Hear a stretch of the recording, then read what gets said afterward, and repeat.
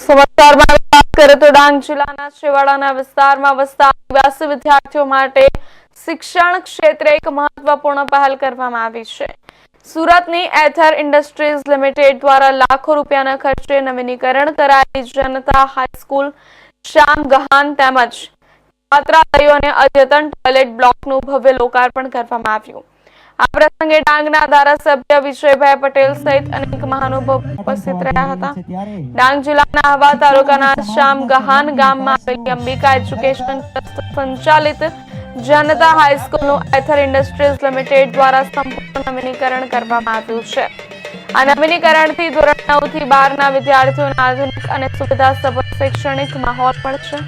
લોકાર્પણ સમારોહ દરમિયાન ગીતાંજલિ માધ્યમિક કન્યા છાત્રાલય, વલ્લભ કુમાર છાત્રાલય અને અદ્યતન ટોયલેટ બ્લોકનું પણ ઉદ્ઘાટન કરવામાં આવ્યું।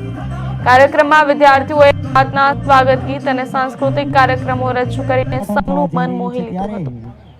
શિક્ષણ અને સમાજના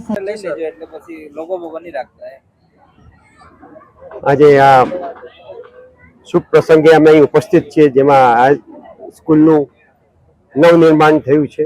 આશ્રમ શાળા અને સ્કૂલ બંનેનું અમારો અભિગમ એ જ રહે છે કે આ પાછળના ડાંગ જિલ્લામાં જ્યાં અમે વર્ષોથી આવીએ છીએ ને આનંદ લઈએ છીએ જંગલનું, એમાં જ્યારે સ્કૂલોની હાલત ખરાબ હોય છે, કેમ કે સરકારશ્રી સ્ટુડન્ટ્સ માટે તો બધું આપે છે પણ બિલ્ડિંગો માટે કંઈ આપતા નથી।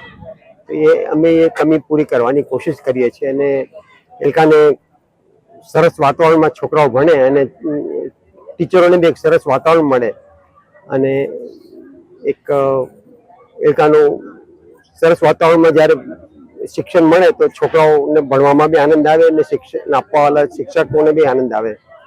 એ દ્રષ્ટિથી જ અમે આ પૂરી સ્કૂલોનું નવનિર્માણ કરીએ છીએ અને આગામી 30, 40, 50 વર્ષ સુધી સરસ રીતે ચાલે આ સ્કૂલ, એવી આશા રાખીએ છીએ। અડીખમ રહે એવી રીતે મજબૂત બનાવી